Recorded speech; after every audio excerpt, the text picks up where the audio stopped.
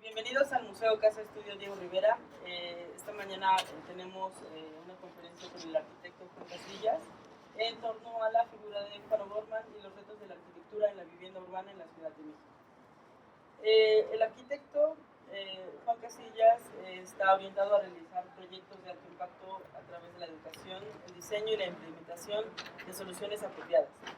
Cuenta con más de 16 años de experiencia profesional en el área de la sustentabilidad, la responsabilidad social, el diseño y la construcción.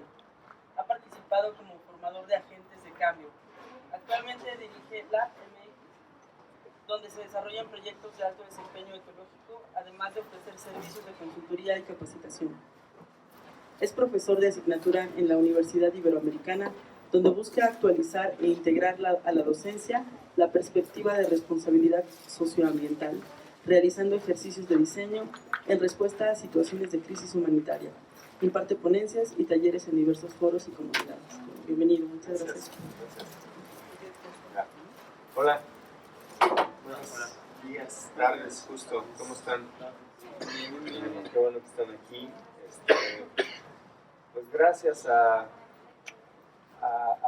la Casa Estudio Diego Rivera, que me invitó a compartirles un poquito de las cosas que pienso y hago y pues algunas perspectivas. La verdad es que no estoy aquí para convencerlos de nada, sino más bien para compartirles algunas cosas que veo en relación al tema de los retos de la arquitectura y la vivienda en la ciudad. Pues la figura de Juan O'Gorman es una figura importantísima en la arquitectura contemporánea en México. Es un gran maestro, es el iniciador de la arquitectura funcionalista en México hace 90 años, que es la invitación. Y bueno, pues esta es la primera casa que hizo, la que tienen atrás, y luego hizo estas dos para Diego Rivera Vida Kahlo, y luego se dedicó a pintar y terminó haciendo el mural increíble de la biblioteca de la UNAM, ¿no? Es como su obra máxima, yo diría. Pero bueno, estas casitas son muy importantes. Voy a empezar esta plática con un poquito de humor de Quino, que es mi caricaturista y artista favorito. Y esta es una caricatura de los 70s y dice: es hora de romper estructura. No lo voy a mover, no va a ser que me vean aquí. Y lo dice: es tarde, se derrumbaron sola.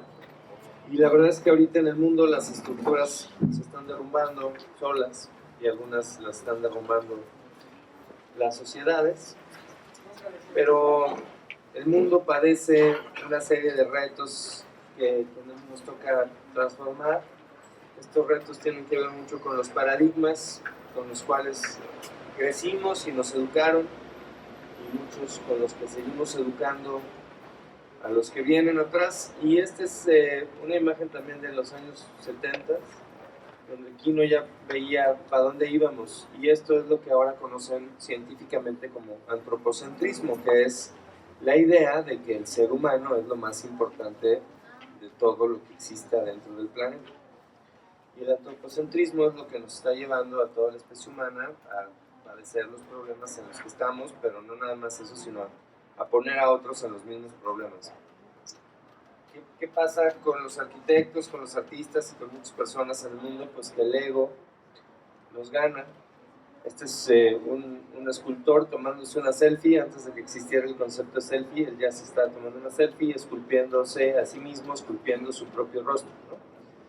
Y esto pues refleja mucho el ego de los arquitectos contemporáneos, de buscar hacer estas obras ícono de ciudad, en donde no se toman en cuenta pues muchos actores de la sociedad, ¿no? Integrantes de la sociedad. Y otro de los problemas que leyó Quino a principios o finales de los 70 fue esta dependencia que tenemos de nuestra cultura, de lo que hemos inventado y que creemos como cierto y que dependemos. Esta es como la imagen de la cultura del automóvil, en donde podamos apreciar la naturaleza, como ven aquí la familia muy contenta admirando la naturaleza, pero por otro lado totalmente desconectados de ella, ¿no? Conectados al automóvil y a este camino que siempre lleva a la ciudad y a su concepto de ser el lugar donde todo pasa, ¿no? Y la naturaleza siempre es algo que está afuera y que está separado y desconectado de nosotros. Y estas tres imágenes que les he enseñado de Quino son para mí la raíz de todos nuestros problemas, porque nos hemos desconectado de nosotros mismos, nos hemos desconectado de la naturaleza, de la que formamos parte, y hemos creído que somos lo más importante en el mundo, ¿no? Pero en realidad la pregunta más persistente y urgente en la vida es ¿qué estás haciendo por otros? Esto decía Martin Luther King Jr. Y el tema de la ciudad contemporánea, la Ciudad de México, pues esta pregunta hace mucho sentido, ¿no? Más aún después del terremoto de hace unos años, esta ciudad pues recuperó esta pregunta, y realmente estas son imágenes que todos vieron en internet y que hablan muy bien y mucho de nosotros los que habitamos esta Ciudad de México. Y esto que ven aquí es algo que es naturalmente conocido como mutualismo, y el mutualismo es un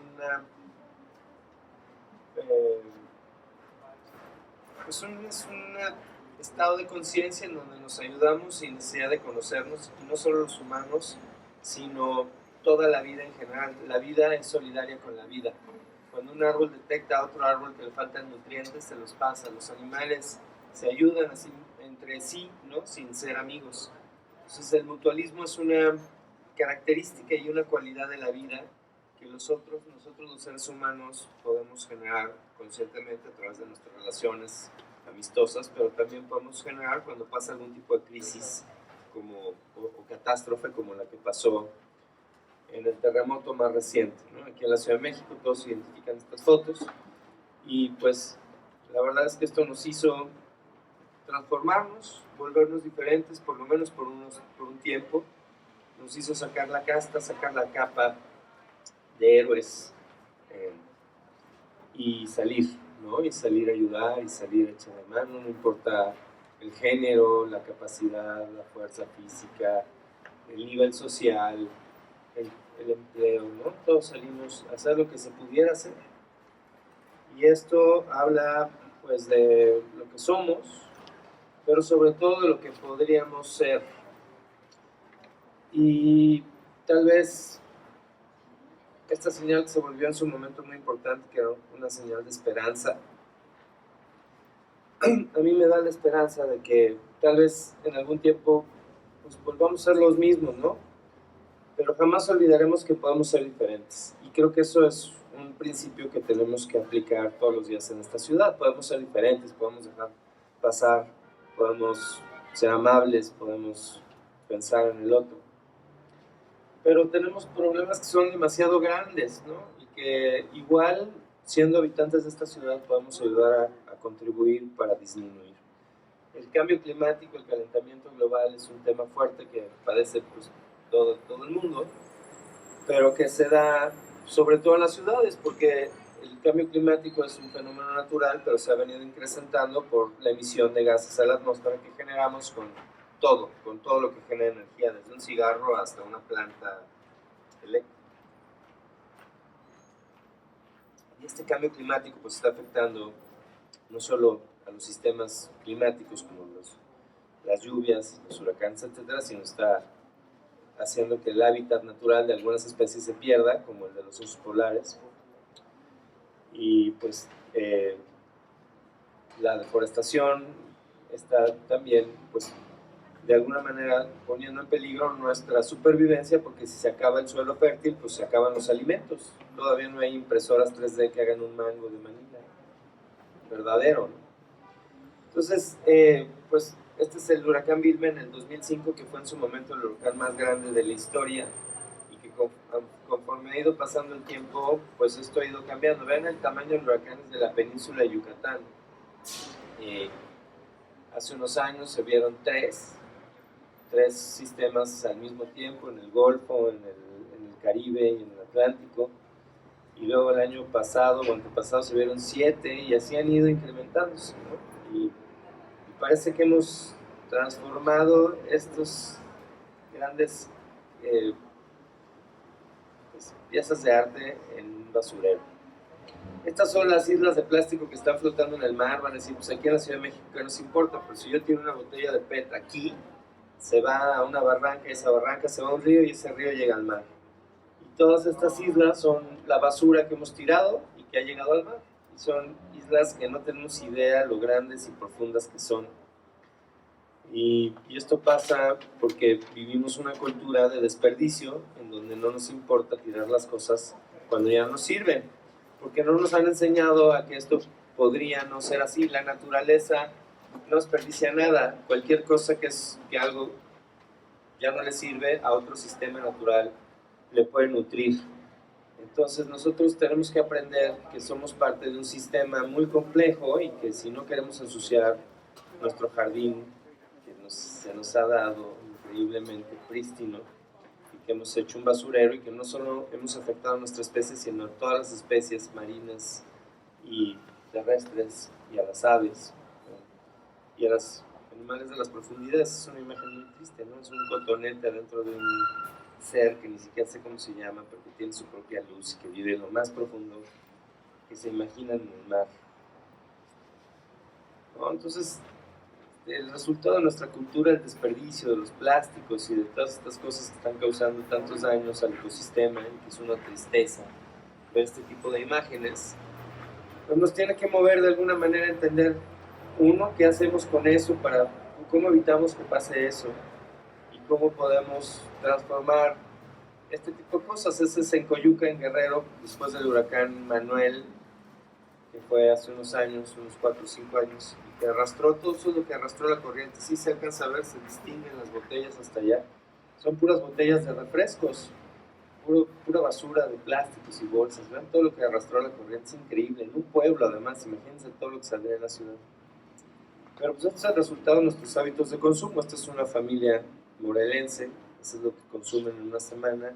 Y ven la cantidad de refrescos, aquí ven la cantidad de cocas y de chelas y de dulces para los chamacos y de conchas y lucas y ricaletas y luego, pues, luego ¿por qué se admiran de que México es el país más gordo del mundo? Pues porque nos encanta la chatarra y a los niños estamos normalizando pues esto, ¿no? Y de alguna manera pues es un problema de salud, pero también es un problema de contaminación. Entonces eso nos afecta también y la arquitectura puede generar soluciones para eso. Otra de las cosas que me inquietan mucho es la pérdida de la arquitectura vernácula tradicional. Aquí atrás pueden ver una casa maya tradicional y esta es una casa que dio el gobierno, el FONDEN, que es el Fondo Nacional para los Desastres Naturales. Y entonces, pues como ven, esto es una caja de bloc de cemento, una bovedilla, una puerta, una ventana en una selva donde hay temperaturas mayores a los 40 grados en la sombra. Entonces los mayas tienen miles de años construyendo sus casas, que es esta, la casa de la derecha es una casa maya tradicional, que lleva aproximadamente 3.000 años repitiéndose tal cual es. Y esta es una casa del Fonden. Pocos la terminan porque el gobierno les da poquito dinero y los materiales, los que pueden la terminan, pero cuando la terminan hacen corajes porque no pueden vivir en ella de lo caliente que es, porque no tiene ventilación cruzada, porque se vuelve un horno, ni los animales pueden estar adentro, ¿no? Entonces la hacen bodega. Entonces, esos son algunos de los errores del gobierno que pasan y que hacen que la vivienda vernácula se pierda. Pero también pasa esto es el famoso estilo, el estilo remesa, que es este estilo de arquitectura popular en donde la gente logra irse al otro lado, mandar dinero y construir esto que demuestra que ya lo lograron, ¿no? Que le demuestra al pueblo que ese hombre viajó, tiene mundo y tiene lana para demostrarlo a través de su arquitectura.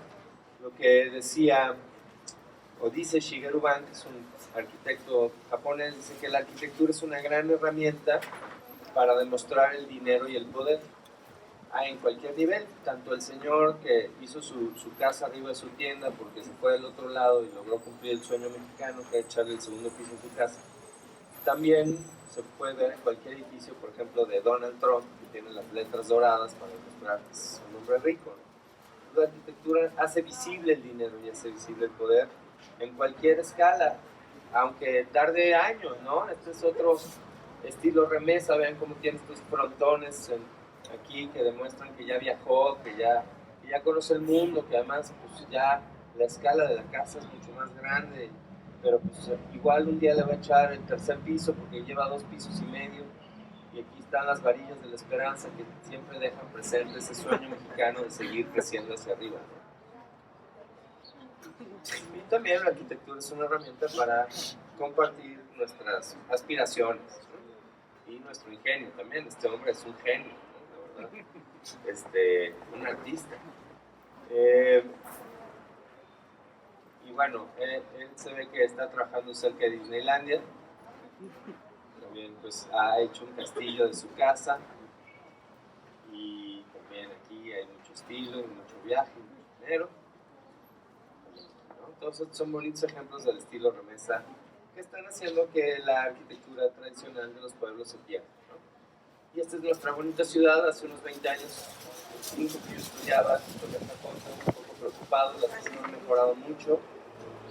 La periferia de la Ciudad de México ha perdido su capacidad de recuperar el agua de la lluvia y se ha vuelto este cerro de casas y de viviendas pobremente terminadas, y ese es, como ven, el proceso, ¿no? Como la ciudad empieza a comerse los cerros y estas zonas verdes que son lo que produce la lluvia y lo que permite, como ven, las nubes, pero luego la lluvia que reinfiltra y recarga los mantos acuíferos de la ciudad, pues se pierde porque el agua que llueve ahí se va directamente al drenaje.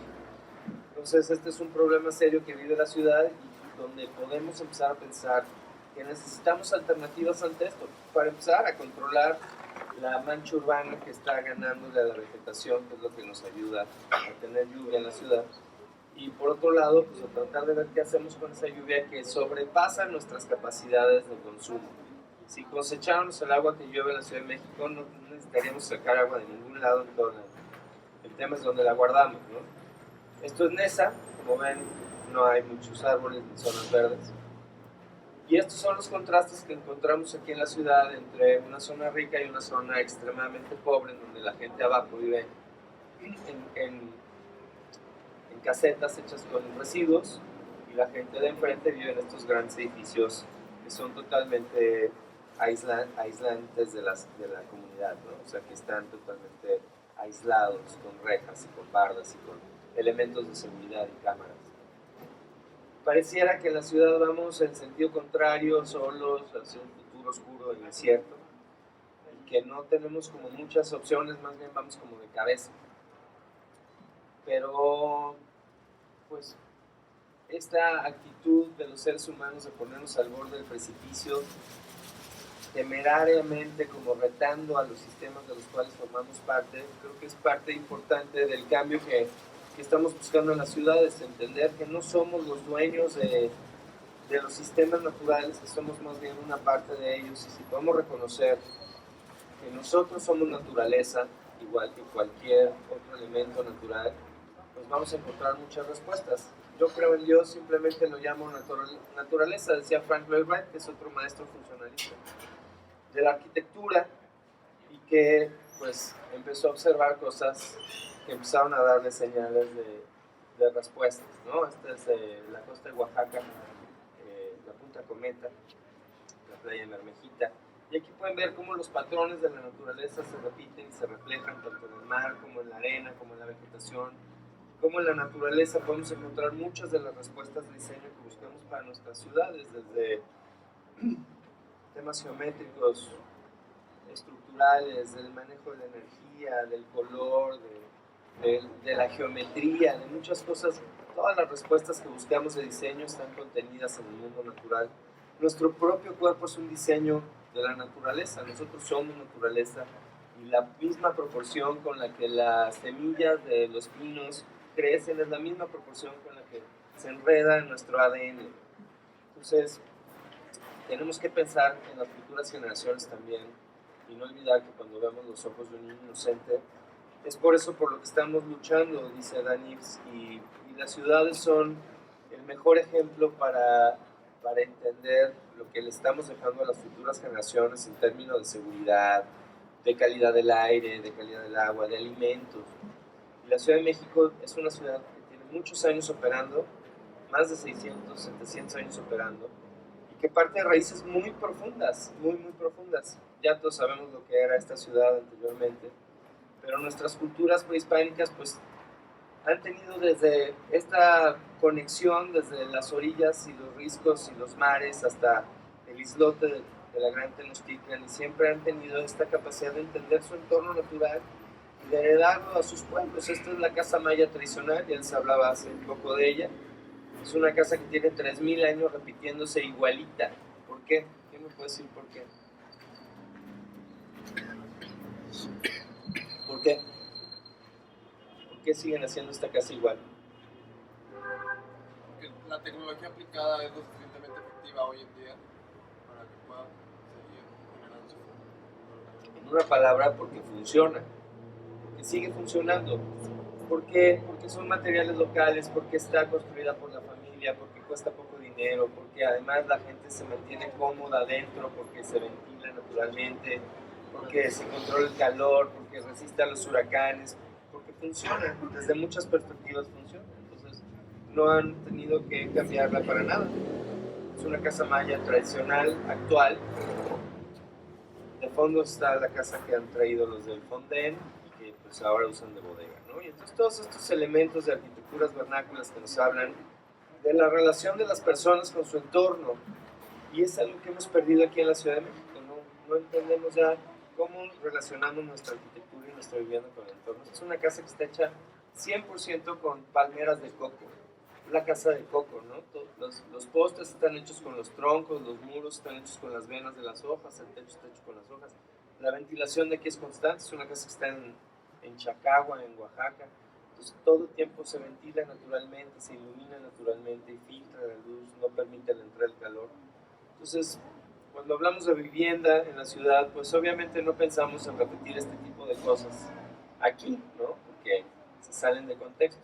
Pero sí observar cómo la gente que no es arquitecta, pero que hace arquitectura como esta, y que hace una arquitectura que nos da a los arquitectos mucho sentido de, entonces nosotros, ¿qué podemos aprender de eso?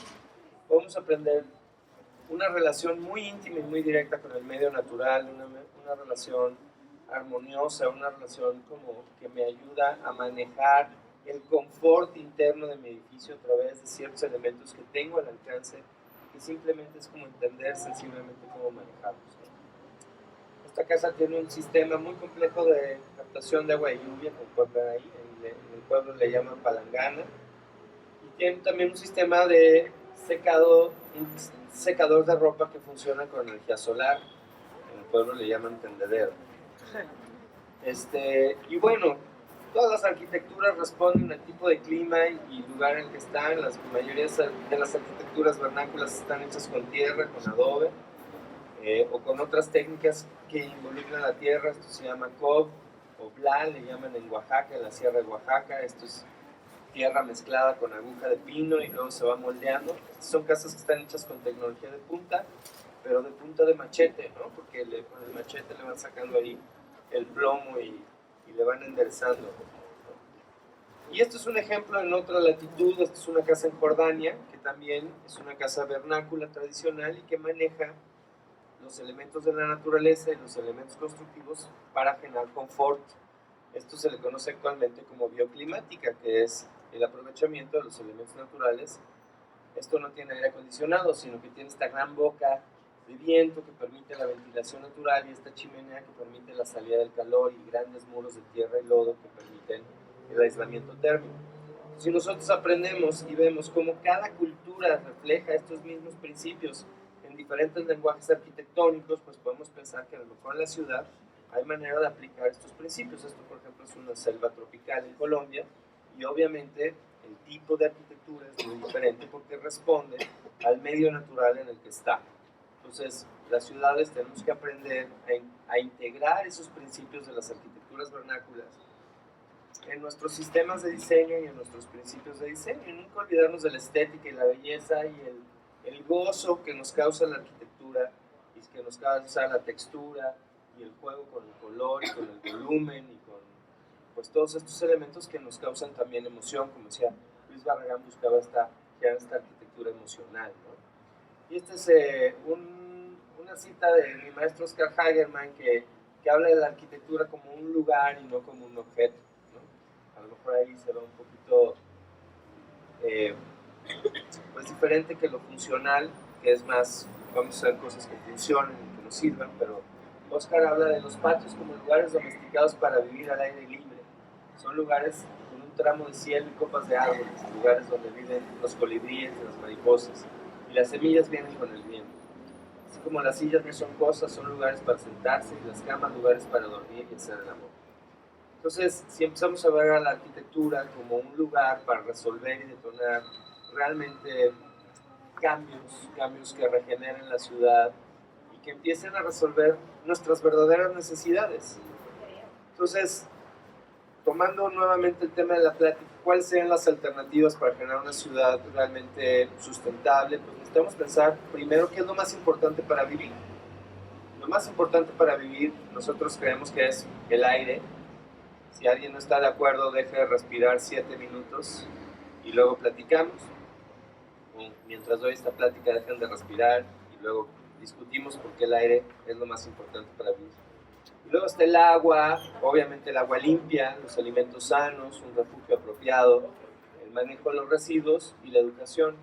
Estos 6 elementos o estas 6 necesidades básicas de la sociedad, de la humanidad, queremos o buscamos aplicarlas o responder ante ellas con diferentes tecnologías que pueden ser aplicadas en los edificios. Por ejemplo, en el tema del aire, pues queremos conservar el aire limpio y para eso necesitamos, para empezar a reducir nuestros consumos energéticos, porque ya vimos que la producción de energía, pues obviamente genera emisiones de carbono a la atmósfera, gases, etcétera, que no solo cambian el clima, sino contaminan el aire. Entonces, si le bajamos al uso del coche, si le bajamos al uso de todas las cosas que consumen energía, pues obviamente vamos a estar mejorando la calidad del aire. Pero esto también tiene que ver con los edificios, los materiales que eligen los arquitectos para construir. Mientras más tecnificado o mayor energía se requiera para producir un material, pues obviamente mayor impacto tendrá al medio ambiente y a la atmósfera. Entonces, como arquitectos tenemos que aprender también a ser muy selectivos en el uso de materiales y buscar los que tengan menor impacto ambiental. Buscar las 0 emisiones, ¿no? Por decirlo de alguna manera. Por el tema del agua, pues necesitamos generar políticas públicas que cosechen el agua de lluvia, que almacenen el agua de lluvia, que limpien también el agua de lluvia. Ya hay una iniciativa muy interesante que se llama Isla Urbana. Les recomiendo que lo investiguen. Están haciendo sistemas de captación de agua de lluvia en la Ciudad de México. También el tema del agua es fractal porque empieza con uno. Nosotros somos agua en un 75%.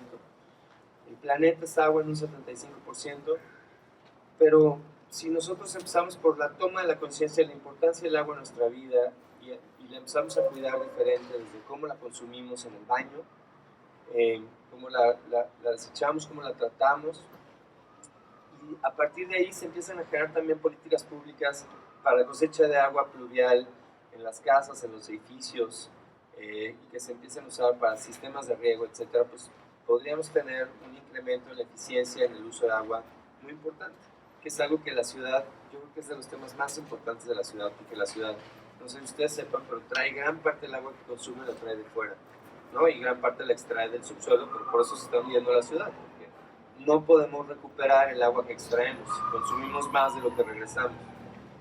Y así las diferentes necesidades humanas pues se pueden resolver con diferentes tecnologías como generar bosques comestibles, bancos de semillas, hacer procesos de agricultura orgánica, agricultura urbana, por ejemplo. Hay una red ahora de huertos en la Ciudad de México, de huertos urbanos, el huerto Roma Verde, el huerto Tlatelolco, el huerto Romita, el huerto Siciana en los viveros. Hay iniciativas que están buscando reincorporar esta responsabilidad humana de producir nuestros alimentos sanos en las ciudades también. Que los niños sepan que los alimentos crecen en el campo y no en el súper. O que pueden crecer en un contenedor en mi jardín. Entonces, la idea es hacer un tránsito de lo degenerativo a lo regenerativo. ¿Qué es lo degenerativo? Pues lo que más consume energía, lo que está afectando el clima, lo que está afectando la atmósfera, lo que está contaminando el agua.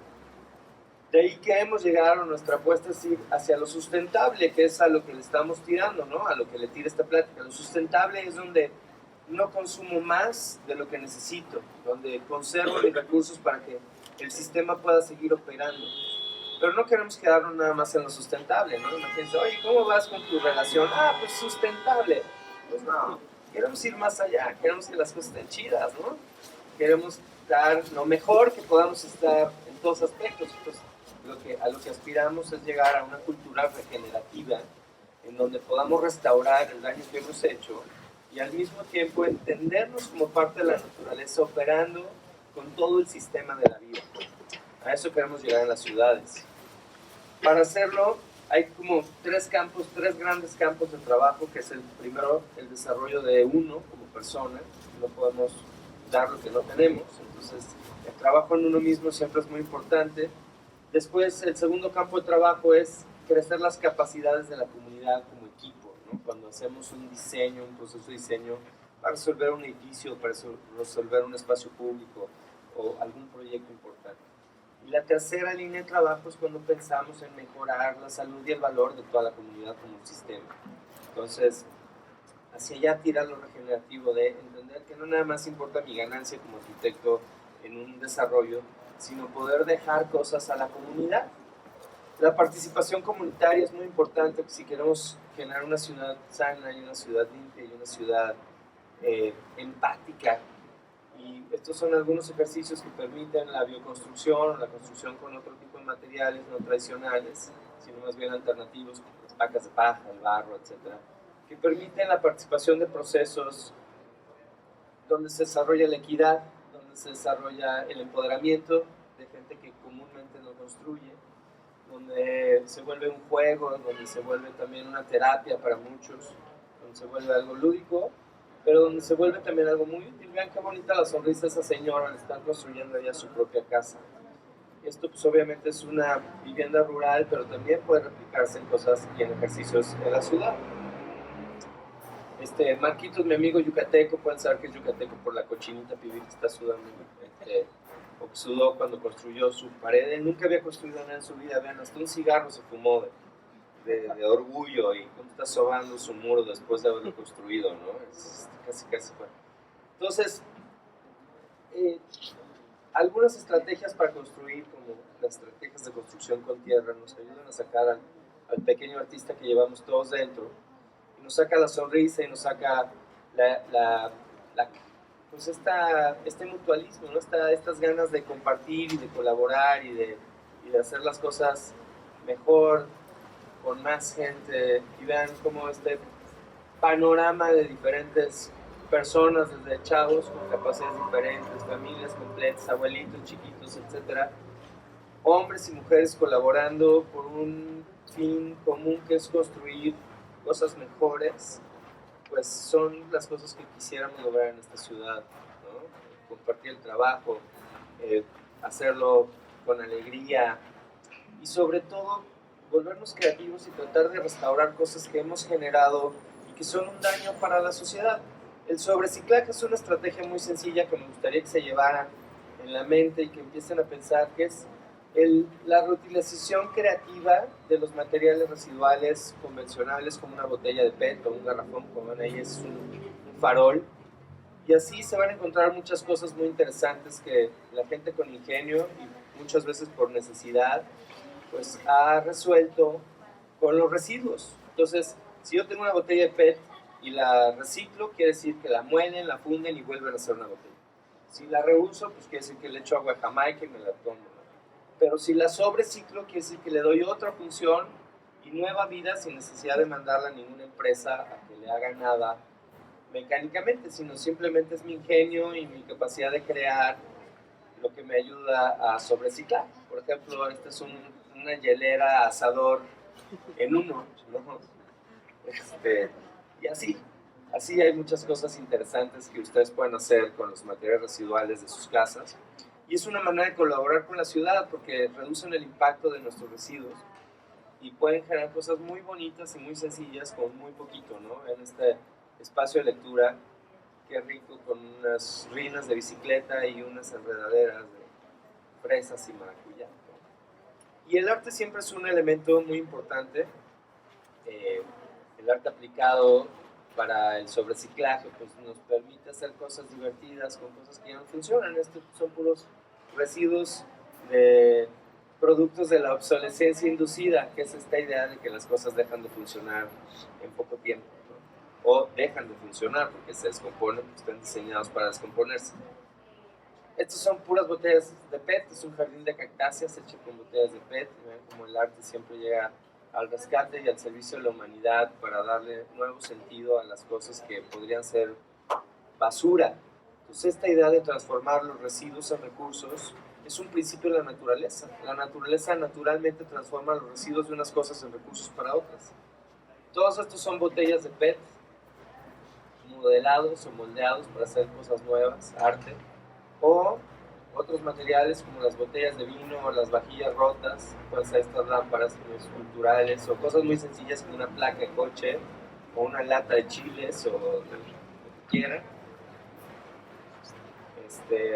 Y así, ¿no? Entonces, el ingenio para hacer cosas es algo que tenemos los seres humanos que exploramos generalmente a través del arte, pero muchas veces pues también a través de la necesidad, como por ejemplo este piso que es un recubrimiento de puros centavos gringos, de los famosos pennies, y luego tienen una resina epóxica o no sé qué encima para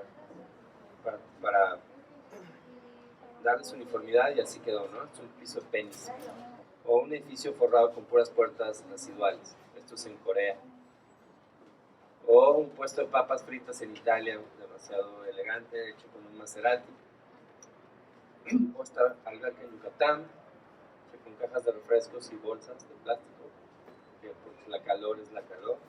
Porque la calor, ¿no? O una llanta de tractor, ven qué bonita esta foto, me gusta mucho. Como algo que es, pues, simplemente con un poquito de ingenio lo puedes transformar en algo útil. Las llantas, vean, ¿se acuerdan esa foto de las llantas que estaban todas tiradas en el mar y todas tiradas ahí? Como nada más dándole diseño, eso, lo que hace todo el cambio es el diseño y el ingenio y las ganas de transformar y de crear cosas nuevas con residuos. Por ejemplo, las macetas esas de cerveza, pues yo creo que el que las hizo antes de hacerlas fue muy feliz, como 40, 60 cervezas para hacer su maceta. Las llantas, el arte al servicio nuevamente de la humanidad, todas estas son residuos de llantas. Vean qué cosas tan impresionantes se pueden hacer. Desde esculturas como esta hasta muebles útiles, elementos de fachada o de paisaje, y hay quien inclusive hace casas. Hay un documental en YouTube, si lo quieren revisar, se llama El Guerrero de la Basura, es un arquitecto gringo que hace casas con puros materiales residuales como llantas. Es él el que está ahí paradito en medio. Esto es una casa en Haití que hicieron después del huracán y el terremoto Haití.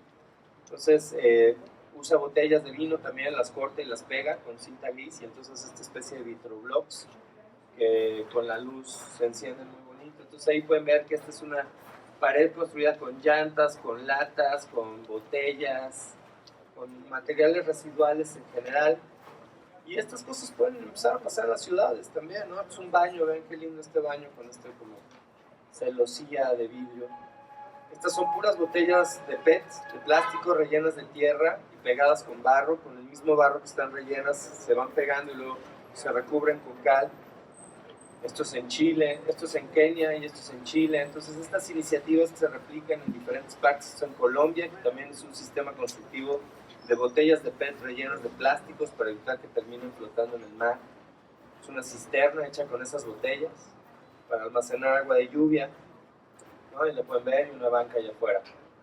Pabellón hecho con cajas de refrescos, un puesto de jugos, una casa hecha con pallets, etcétera, ¿no? Desde lo más sencillo hasta lo más elaborado, pues es una fachada hecha con sillas de oficina. O esta es una exposición que me invitaron a hacer para hacer casas de perros. Se llamó Dogitecture, que fue como una vacilada, que nos invitaron a diferentes arquitectos a jugar y hacer la casa de perros que le haríamos desde nuestro despacho. Entonces invitaron a Michelle Rock, invitaron a, a diferentes arquitectos, ¿no? Y a mí, pues digo, obviamente uno empieza desde una investigación de los perros, que llevan como 15,000 años caminando junto a los seres humanos. Los perros evolucionaron, los lobos se acercaron a los seres humanos pues, para evolucionar y tener más fácil la comida, ¿no? Entonces se volvieron amigables para que les diéramos de comer y se volvieron lindos y cariñosos para que nos dieran ternurita. Entonces, este es el dogulor de mi perro, que es las medidas. Y el concepto que era hacer una casa que tuviera cosecha de agua de lluvia, que tuviera producción de alimentos, que reciclara las excretas del perro. Esas son las primeras ideas. Y luego, pues la hicimos, nos compramos una botella de mezcal para inspirarnos. La combinación con el taladro y el mezcal no se la recomiendo, no es una buena combinación. Pero la idea fue esa, ¿no? Hacer una casita hecha con materiales residuales, con cimbras, cajas, etcétera, sobreciclada, pues, y que luego pues fuera una casita para perro y tuviera ahí su sistemita de plantas aromáticas para los dueños del perrito y su sistema de captación de agua y lluvia y tal. Entonces, como ven, las ideas del sobreciclaje se pueden llevar desde cosas muy sencillas, como una casa de perro, hasta casas para las personas, ¿no? Así que la casita de perro y ahí está el perrito viendo su casa. Entonces, estas son las técnicas tradicionales. Por ejemplo, esta es una técnica oaxaqueña, se llama el muro de cajón, lo rellenan con conchas de coco. Y hemos buscado para la ciudad, pues rellenarlo con otra cosa, porque aquí en la Ciudad de México no hay tantas conchas de coco. Entonces, pues, pero sí hay hartas botellas de PET. Entonces, estas son técnicas tradicionales de la arquitectura vernácula mexicana que hemos buscado incorporar a las arquitecturas contemporáneas para hacer sistemas alternativos de menor impacto ambiental y que además generen una solución para estos temas de la basura que está tirada por todos lados. La basura que ven arriba pues es una recolección que hicimos en un bosque y lo que ven abajo ya no es basura, ya es un material de construcción que se transformó simplemente poniéndole otra intención. Entonces este es un ejemplo en Oaxaca de cómo lo hacen y esto es lo que hicimos. Reinterpretando la técnica oaxaqueña, unos guacales, unos ladrillos de Tetra Pak, la feliz dueña de la casa participando en la construcción, sus hijos, su perro, su amiga que llevó las caguamas, etc. Y así quedó, ¿no? Es una cabañita muy sencilla en Cuernavaca, en una zona urbana, pero construida con técnicas tradicionales a manera experimental para poderlo replicar en otras zonas urbanas, ¿no? Entonces son los nichos que hacen los guacales, tienen un tapanco, etcétera. Las botellas son botellas de vino.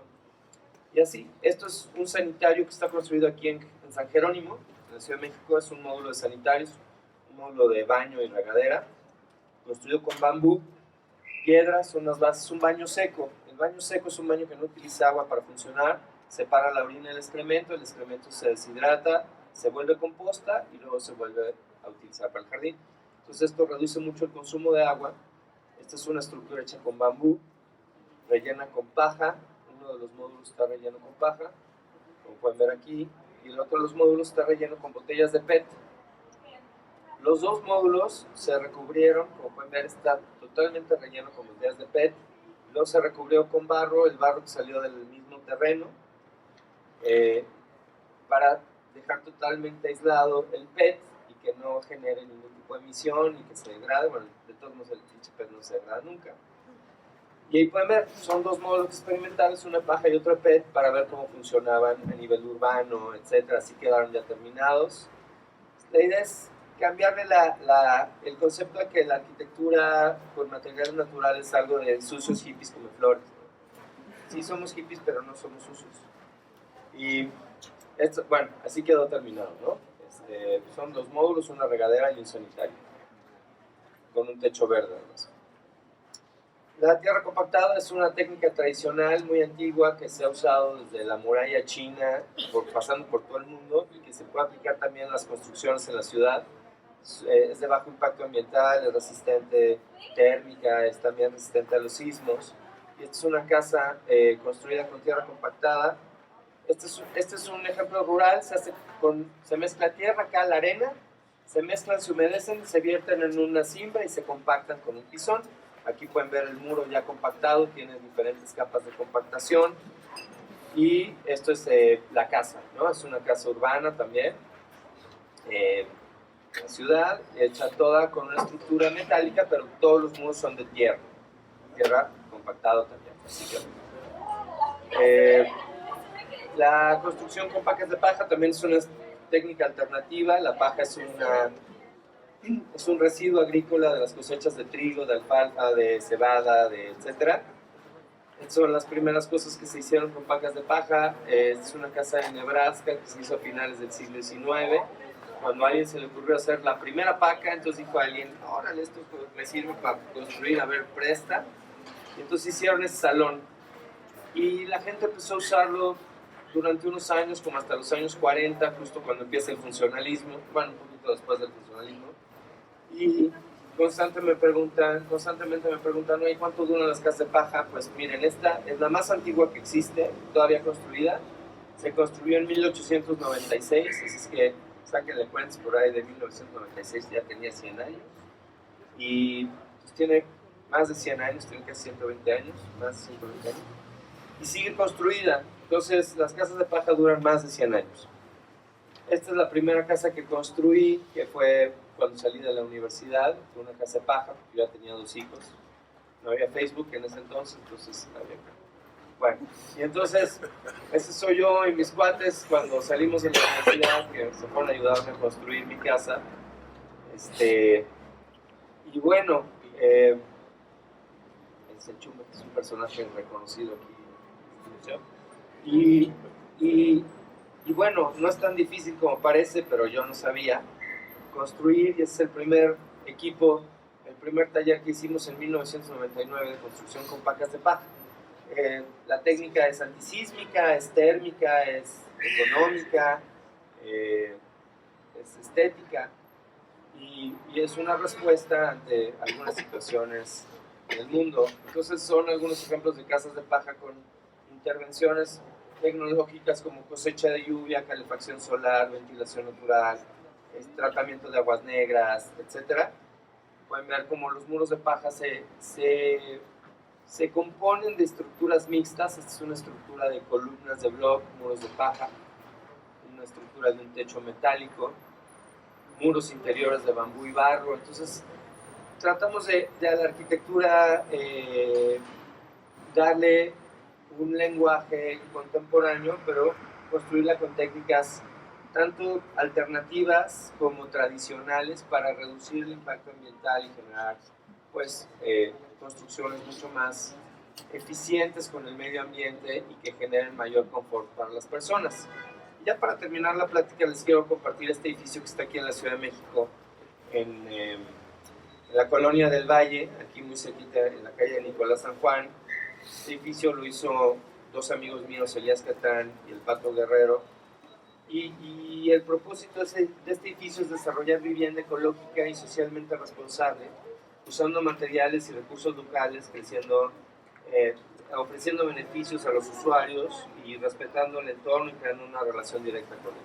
Entonces, el edificio tiene este patio central para permitir la entrada de la luz, tiene esta estructura optimizada que está inspirada en los árboles de la colonia. Es una estructura arbórea que tiene una mayor resistencia sísmica y una mayor eficiencia en el uso de los materiales, específicamente el concreto y el acero. Este es un edificio de 7 departamentos que tiene este concepto de entrelazar los flujos de energía y materia con los patrones humanos que rigen el mundo natural. El diseño da forma a flujos en los propósitos humanos como de alimento, agua, energía, etc., ¿no? Entonces, la importancia de los materiales locales, todos los muros del edificio son de pacas de paja, y toda la fachada es de cristal y aluminio. El edificio tiene un sistema de captación de energía solar en la azotea para activar algunas bombas que manejan el agua, y también para calentar el agua que se utiliza en las regaderas. Y también tiene un sistema de uso, reciclaje y reducción en el consumo del agua. El edificio capta agua de lluvia, esa agua de lluvia se utiliza para el sistema de riego, y luego ese sistema de riego se utiliza para el agua del baño, luego Esa agua gris del baño se trata y se vuelve a utilizar como agua de riego. El agua negra también se trata y se utiliza como agua de riego. Entonces, tiene varios ciclos de cosecha y tratamiento de agua de lluvia y de aguas residuales que le permiten al edificio tener una reducción en sus consumos. Ahí pueden ver las instalaciones de agua como van integradas en los muros de paja. El diseño bioclimático del edificio es muy importante. Ya hablábamos de lo que es el diseño bioclimático, que es aprovechar la iluminación, el asoleamiento, la ventilación natural para generar confort en el edificio. Este edificio está considerado en su diseño que genere todo el tiempo ventilación cruzada, protección del asoleamiento, etc. Y bueno, aquí están las diferentes cisternas. Hay una cisterna de agua potable, una cisterna de agua pluvial, una cisterna de aguas tratadas, una cisterna de aguas residuales y una planta de tratamiento de aguas residuales. Entonces, como ven, pues es una inversión diferente que un edificio convencional, pero obviamente tienen un beneficio para toda la ciudad. Bueno, aquí está la imagen del sistema de energía solar, que es tanto fotovoltaico como pasivo. El sistema fotovoltaico es el que genera energía y el sistema pasivo es el que simplemente calienta el agua. Y también hay una propuesta de vegetación comestible para todo lo que son las terrazas, las azoteas, los balcones. Hacer plantas útiles, tanto medicinales como de servicio para los usuarios. Lavanda, más tuerzo, plantas aromáticas, plantas para la cocina, etc. Eso ya depende de cada uno de los dueños de los departamentos, pues mantener esa paleta vegetal, pero la propuesta de edificio va para allá. ¿No? Y también hay todo un sistema de manejo responsable de residuos que tiene que ver pues, con la separación y el flujo de los diferentes residuos que generan en el edificio. Los muros de pacas de paja, este es el único edificio en México que tiene muros de pacas de paja. Estos muros sí tienen un mayor volumen, pero al mismo tiempo tienen una resistencia acústica, térmica y sísmica, lo cual pues tiene varios beneficios, ¿no? Estoy yo tratando de entender cómo demonios íbamos a integrar los muros de paja a una estructura de concreto de 7 pisos, ¿no? Entonces hubo que resolver el diseño de 2 muros tipo para que los constructores aprendieran la técnica y el sistema y de ahí ellos se siguieran con todo el edificio y se siguieron. Entonces todos estos muros, como pueden ver ahí, tienen estas ventanas de la verdad, que son estos pequeños huecos que se dejan sin acabar para que se vea que los muros son de paja. Y es una cubierta de bambú que me parece que ya no existe porque el edificio tiene como unos 10 años y lo han sustituido por otro tipo de cubierta. Pero pues esos son los muros que construimos, como ven, son acabados que se pueden ver como cualquier tipo de muro o de pared y así quedó el edificio ya terminado. Y ya, muchas gracias por su atención.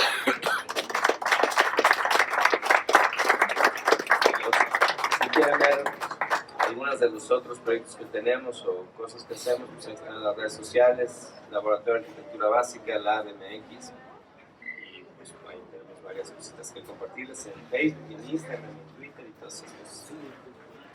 Gracias, no sé si quieran compartir algo. Perdón, sí, agradecemos la charla del día de hoy. No sé si alguien de ustedes tiene algún comentario o pregunta. ¿No? Yo. Hola. Sí, hola. Oye, ¿cómo se conserva lo orgánico? O sea, ¿cómo se controla la degradación del orgánico de las pacas? Las pacas no se degradan porque están hechas de carbono, de fibra de carbono. Entonces, solo se degradan si se mojan. Entonces, el problema de las pacas en el mundo es que como no se degradan, las tienen que incinerar. Y entonces eso genera muchas emisiones de carbono. De hecho, por eso las empezaron a usar, para evitar su incineración. O sea, si tú extiendes la paja en el campo, no se degrada a tiempo para poder cosechar, sembrar otra vez. Entonces, se tiene que manejar. Y como esas pacas no tienen grano tampoco, ningún animal se las come. Entonces, si tú las pones en una cimentación donde no les llegue humedad y las tapas con un techo donde no les caiga agua encima, duran más de 100 años, mientras no se mojen y estén recubiertas y protegidas. Porque cuando tú las proteges con barro, con mortero, con cal o yeso, lo que tú quieras, tampoco se incendian porque ya no hay oxígeno adentro. Entonces, son materiales que son muy durables siempre y cuando estén bien protegidos. Por eso las usan ahora. Las usan mucho en Estados Unidos y en Canadá porque como son muy térmicas, reducen mucho el consumo energético de los edificios y pues eso implica menos lana al final. Para Claro. los gringos es como... Y estructuralmente tienes que ponerle, vi que tenían varillas algunas por dentro, Sí. nada más es como guía o estructuralmente Nada más. cómo se sostiene. Hay diferentes estrategias, pero pues tú tienes una estructura como esta, si tú quieres hacer aquí muros de paja, pues ya tienes la estructura y simplemente la conectas a lo que ya existe con los aplanados o con diferentes mallas o amarrando no la carga. cementación. No, No carga. Pueden cargar, pero en construcciones pequeñas, ¿no? Pero cuando tú quieres hacer un edificio de 7 pisos, pues sí necesitas una estructura independiente y luego ya los muros de paja son como si pusieras un muro de tabla roca, pero de 50 centímetros gordo. Y ya por último, Sí. oí que hablabas del mastuerzo, ¿qué es eso? Es una flor medicinal y es un músico. No, bueno, sí, claro. Es una flor medicinal rojita muy bonita que se usa en las ensaladas. Es una Ok. flor comestible. Ok. Sí. Gracias. ¿Alguna otra pregunta? Yo tengo un Sí. comentario porque me gusta mucho como la perspectiva que planteas de estas construcciones vernáculas Sí. y sobre todo me gusta mucho el edificio de la Colonia Sí. del Valle Sí. y lo comparo mucho, o más bien pienso mucho en las noticias de estas grandes inmobiliarias que lo que hacen es al contrario, sino como tomar todos los recursos posibles, ¿no? Pienso mucho en el caso de Mítica, Sí. que tronó muchísimos árboles Sí, en Joco, más de ¿no? 100. Sí. Y por lo que sé, no estoy muy segura, lo dice por ahí Juan Villoro en su libro de Vértigo Horizontal, que se acabaron toda una reserva de agua grandísima en esa parte. Entonces, Sí, pues ese es justamente el paradigma que buscamos cambiar y que nos toca cambiar en las ciudades. Es el paradigma depredador, ¿no? sí. Solo por el profit, porque lo que buscan ahí es básicamente ganancia económica, no la regeneración de los sistemas vivos de la ciudad. Porque ese es justo el paradigma que tenemos que cambiar. Sí, eso es como lo interesante. Si no está peleado. No, al contrario, podría ser súper enriquecedor. ¿Alguien más quiere participar? Bueno, agradecemos al arquitecto Juan Casillas esta Muchas conversación. gracias. Gracias por aguantarse. Bueno, nos esperamos en el museo. Tenemos